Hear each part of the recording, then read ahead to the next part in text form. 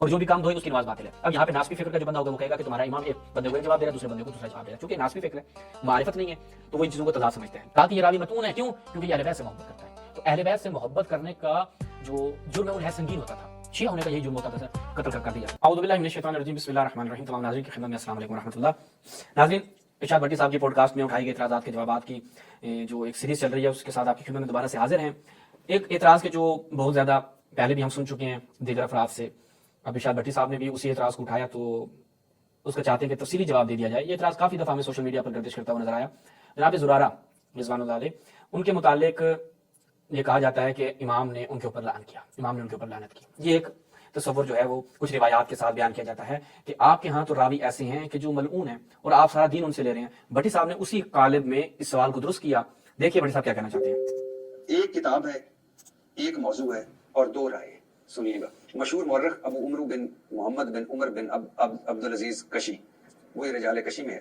مشہور شیعہ راوی زرارہ بن عیون جو حضرت باقر، حضرت جعفر صادق اور حضرت امام موسیٰ کاظم کے اصحاب میں شامل تھا. امام جعفر صادق فرماتے ہیں، اے زرارہ تیرا نام جنتیوں میں لکھا ہوا ہے.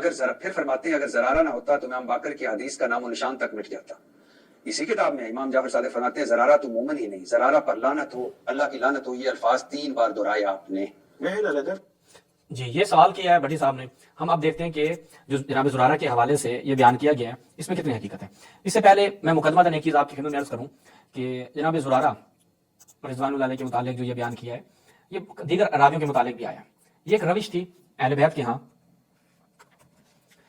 کہ جان کی حفاظت کی خاطر تقیہ اہل سنت کے ہاں بھی پایا جاتا ہے، اہل تشیع کے ہاں بھی پایا جاتا ہے. وہ میں انشاءاللہ آج آپ کی خدمت میں رکھوں گا. اب اہل بیت ایک خاص روش کے ساتھ اپنے شیعوں کی جان کی محافظت کیا کرتے تھے. اب جو میں روایت آپ کی خدمت میں رکھوں گا اس روایت میں امام نے قرآن مجید کے ایک واقعے سے استدلال کرتے ہوئے نہایت واضح روشن کر دیا. ایسی روایات موجود ہیں جناب زرارہ کے حوالے سے 10 ہیں، 15 ہیں، یہ اس سے کم و بیش ہو سکتی ہیں کہ جن میں جناب زرارہ کی مذمت کی گئی ہے. لیکن ناظرین اس چیز کی طرف توجہ رکھیے کہ جتنی بھی روایات ہیں وہ اکثر سندن ضعیف ہیں.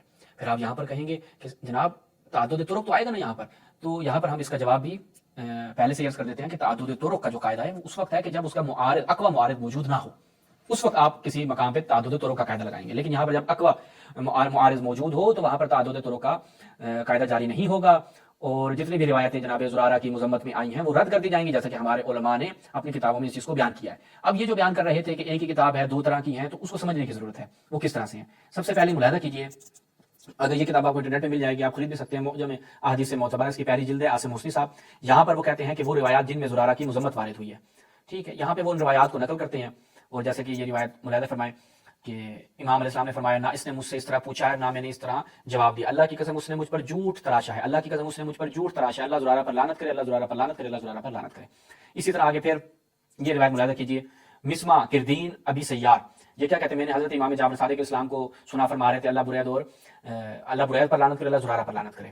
اور آگے عاصم حسنی صاحب بھی کہتے ہیں اس حدیث پر تقیہ کا اثر واضح نظر آ رہا ہے. پھر دیکھیں یہاں پر آگے کیا بیان کرتے ہیں، توجہ کیجیے. اس طرح کی کئی روایات ہیں، ٹھیک ہے، ہم ان سے بھی صرف نظر کر رہے ہیں. اب یہ ہو گئی جناب زرارہ کی مذمت کی روایات. واضح رہے کہ زرارہ کی مذمت پر دلالت کرنے والی روایات جس مشکلہ پر دلالت کر رہی ہیں ممکن ہے ایک بعید حد تک اس کے متعلق ہم اس روایت صحیحہ کے ذریعے مطمئن ہو سکیں جو ان روایات دامہ کی معالج بن رہی ہے اور جس کے ذریعے زرارہ کے عدم انحراف بلکہ اس کی وثاقت جس میں علماء رجال میں سے کسی نے بھی مناقشہ نہیں کیا کا دفاع کیا جا سکے روایت ہی. اب وہ روایت ذرا توجہ کیجیے گا کہ جس میں ان روایات کی وضاحت بیان کی گئی ہے. یہ جو کہا جا رہا ہے کہ جناب زرارہ کے اوپر لعن کی گئی ہے، جناب زرارہ کی فلاں روایات میں مذمت کی گئی، خود امام معصوم کی زبان آپ کے سامنے رکھتے ہیں کہ جناب زرارہ کے حوالے سے ان روایات کی توجیہ کیا بیان کی ہے. توجہ کریں. عبداللہ بن زرارہ کہتے ہیں حضرت امام جعفر صادق علیہ السلام نے مجھ سے فرمایا اپنے والد کو میرا سلام پہنچانا اور کہنا کہ میں بعض اوقات تمہاری عیب گوئی کرتا ہوں. یہ دراصل میری طرف سے تمہارا دفاع ہے، یعنی یہ عیب گوئی کرنا یا عیب جوئی کرنا یہ اصل میں کیا ہے، میری طرف سے تمہارا دفاع ہے.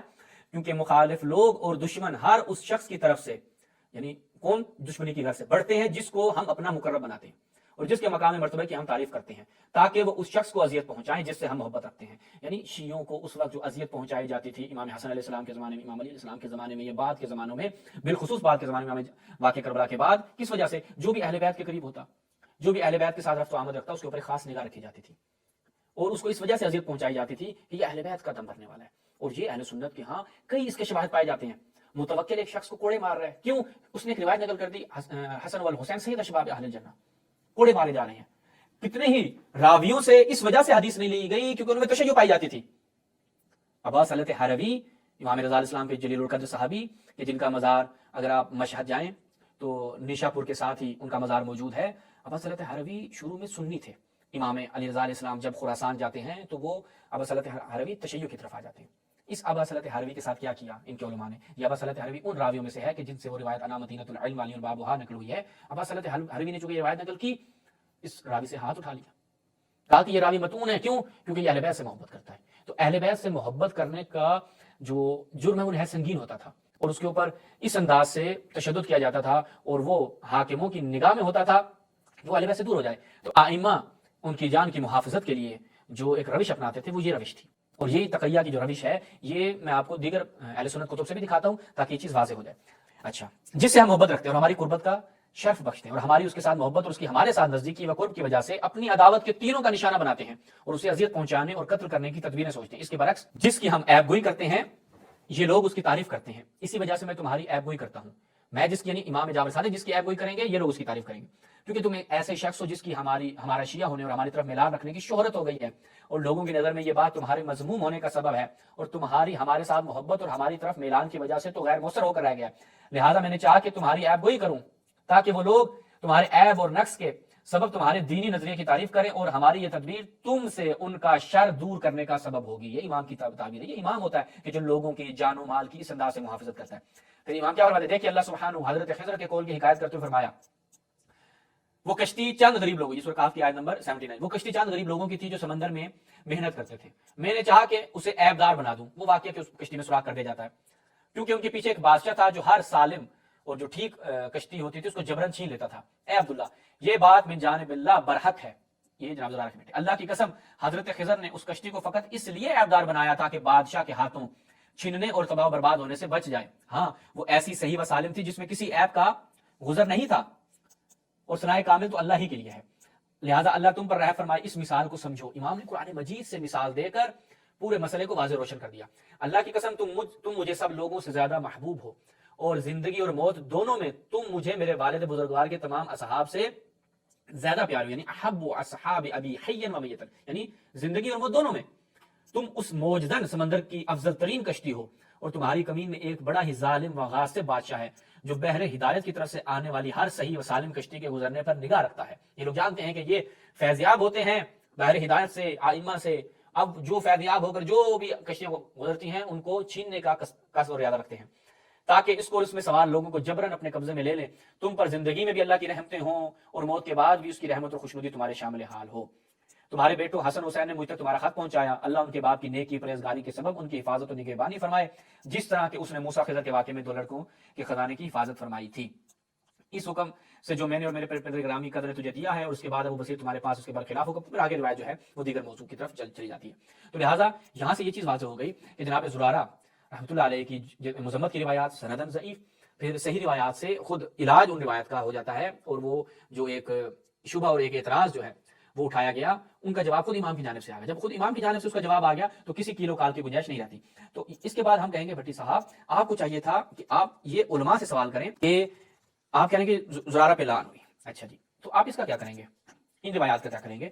السنہ, وہ تو ہم آپ کو جواب دے دیا. آپ یہاں تو آپ تقیہ تو نہیں مانتے نا. السنہ مجلد الاول, اس میں جب جاتے ہیں تو یہاں پر کہ حماد بن سلمہ نہایت ثقہ راوی, وہ کیا کہتے ہیں جناب یلعن ابا حنیفہ, وہ ابو حنیفہ پہ لعن کرتا تھا.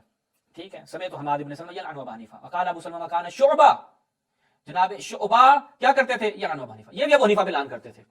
تو یہ جو افراد جناب ابو حنیفہ پہ لانتے بھیجتے تھے یہ تو آپ کے ہاں ثقہ جلیل القدر امیر المؤمنین قسم کی ڈگریاں رکھتے ہیں. تو ان لوگوں کو کیا کریں گے اور اس کی سند کیا ہے؟ سند صحیح ہے. تو اس لعنت کا کیا کریں گے؟ جناب ابو حنیفہ کی لعنت کا کیا بنے گا؟ اس میں تو تقیہ والی صورتحال بھی نہیں ہے. اور جو میں نے آپ کی خدمت میں بیان کیا کہ تقیہ جو ہے یہ ملاحظہ کیجئے کیسے ایک دفعہ آپ کہتے ہیں ایک ہی کتاب ہے, بھٹی صاحب کہتے ہیں ایک ہی کتاب ہے, ایک بات اور ہے اور ایک جگہ دوسری بات ہے. یہ ملاحظہ کریں مستدرک الصحیحین, اس میں جب کتاب تفسیر القرآن میں جب جاتے ہیں حضرت محمد بن عمار بن یاسر کا بیان ہے کہ مشرکوں نے حضرت عمار بن یاسر کو گرفتار کر لیا, پھر انہوں نے آپ کو اس وقت تک نہیں چھوڑا جب تک حضرت عمار نے رسول اللہ کی شان میں نازیبا کلمات اور ان کے بتوں کے حق میں اچھے کلمات نہیں کہہ دیے. اب آپ بتائیں حضرت عمار یاسر کہ جو جن کے متعلق رسول اللہ کی حدیثیں موجود ہیں. آپ کہیں گے ایک طرف تو حدیثیں موجود ہیں کہ عمار یاسر جو ہے وہ اگر دو راستے ہوں، رسول اللہ سے صحیح حدیث ہیں، دو راستے ہوں تو ان میں سے عمار یاسر جس راستے کا انتخاب کرے گا وہی خیر ہوگا. تو آپ بتائیں یہ حضرت عمار یاسر تو رسول اللہ کی شان میں نازیبہ کلمات کہہ رہے ہیں اور بتوں کے بارے میں اچھے کلمات کہہ رہے ہیں. کیوں کر رہے ہیں یہ؟ بڑی صاحب سے ہمارا سوال ہے کہ حضرت عمار یاسر یہ عمل کیوں انجام دے رہے ہیں؟ یہ تو رسول اللہ کی طرح سے تعریفیں کر رہے ہیں، دوسری طرف وہ یہ عمل انجام دے رہے ہیں. تو یہ کیسے ٹکراؤ ختم کریں گے آپ کے پاس کیا اس کا رائے حل کیا ہے؟ آگے ملاحظہ کریں. ان کے بتوں کے حق میں اچھے کلمات نہیں کہتے. جب انہوں نے رسول اللہ کی شان میں نازیبہ گفتگو، ان کے بتوں کے بارے میں اچھی گفتگو کی تو انہوں نے آپ کو رہا کر دیا. جب رسول اللہ کی خدمت میں حاضر ہوئے تو سارا ماجرا کیا سنا ہے. آپ نے فرمایا تم اپنے دل کو کیسا پایا؟ کیا فرمایا؟ کہا کہ مطمئن بالایمان، میرا دل ایمان پر مطمئن ہے. آپ نے فرمایا اگر دوبارہ ان عادوا فعد، اگر دوبارہ بھی ایسا کہنے کی مجبوری آن پڑے تو کہہ سکتے ہو، یعنی مجھے برا بلا کہہ سکتے ہو. رسول اللہ فرما رہے ہیں بتوں کو اچھا کہنا، مجھے برا بلا کہنا. حضرت ابو صالح فرماتے ہیں حضرت علی نے فرمایا ان قریب تمہیں مجھے گالیاں دینے پر مجبور کیا جائے گا، تم مجھے گالیاں دے دینا، لیکن اگر تمہیں مجھ سے برات پر مجبور کیا جائے تو مجھ سے برات کا اظہار مت کرنا، کیونکہ میں اسلام پر قائم ہوں. ایسے حالات میں اپنی گردن بلند رکھنا، اس کی ماں اس پر روئے. اسلام کے بعد اس کے لیے نہ تو دنیا کی اہمیت نہ آخرت کی. پھر آپ نے آیت کی تلاوت کی. اچھا کون سی؟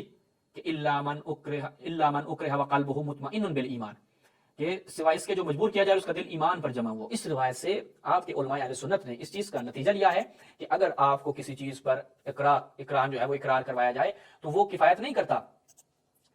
ٹھیک ہے، وہ یعنی اس جیسے آپ لے لیں کہ اس کا یہی ایمان ہے، جبکہ دل آپ کا ایمان کے ساتھ مطمئن ہو تو وہی کول آپ پکڑ لیں. وہ کہیں کہ چونکہ اس نے برا بلا کہہ دیا، رسول اللہ حضرت عمار یاسر نے برا بلا کہہ دیا تو لہٰذا ہم اس کو مان لیں. ایسا نہیں ہے. اور خود یہ ملاحظہ فرمائیں آپ کے اپنے علماء نے کیا بیان کیا. یہ تحفہ نشریہ یہاں پر کیا کہتے ہیں؟ باید دانس کے تقیہ در اصل مشروع است بدلیل آیہ قرآنی، کہ تقیہ جو ہے وہ مشروع ہے. وہ تعریف تقیہ کیا؟ محافظت نفس یا عرض یا مال از شر اعداء، اپنے جان مال ناموس کی محافظت کے لیے تقیہ کرنا جائز ہے. ٹھیک ہے، کہ اگر پستری کے تقیہ در شر آنس کے ہر گاہ مومن در جائی واقع شود کہ اظہار دین و مذہب خود نمی توانت کرد بے سبب تعرض مخالفان بیرو ہجرت واجب نہیں کرد و آن مگانہ تر کر دے بجائی بے روت کے قدرت بر اظہار دین و مذہب خود آنجا پیدا کنا دیا داشت باشد. تو لہٰذا تقیہ تو آپ کے ہاں بھی مشروع ہے، کیونکہ آپ کے علماء نے بیان نہیں کیا. کس وجہ سے؟ تشیع کی ضد میں، تشیع کی اہل بیت کی ضد میں. آپ لوگوں نے چونکہ حقیقی دین اہل بیت کے پاس ہے، حقیقی دین وہ ہے جو اہل بیت نے بیان کیا ہے. آپ اس چیز کو چھپانے کے لیے کیا کرتے ہیں؟ کہتے ہیں کہ جناب یہ تشیع کے ہاں ہے، ان کے ہاں حرام ہے. آخر میں ایک روایت آپ کی خدمت بیان کرتا ہوں کہ امام اپنے شیعوں کی جان کی محافظت کیسے کیا کرتے تھے. سبحان اللہ. یہ ملاحظہ کیجئے، اس پہ کافی ساری انشاءاللہ تفصیل سے کبھی بیان کروں گا. یہ ابو عمر کشی جو آپ عمرو کشی پڑھ رہے تھے، داؤد بن زربی روایت ہے.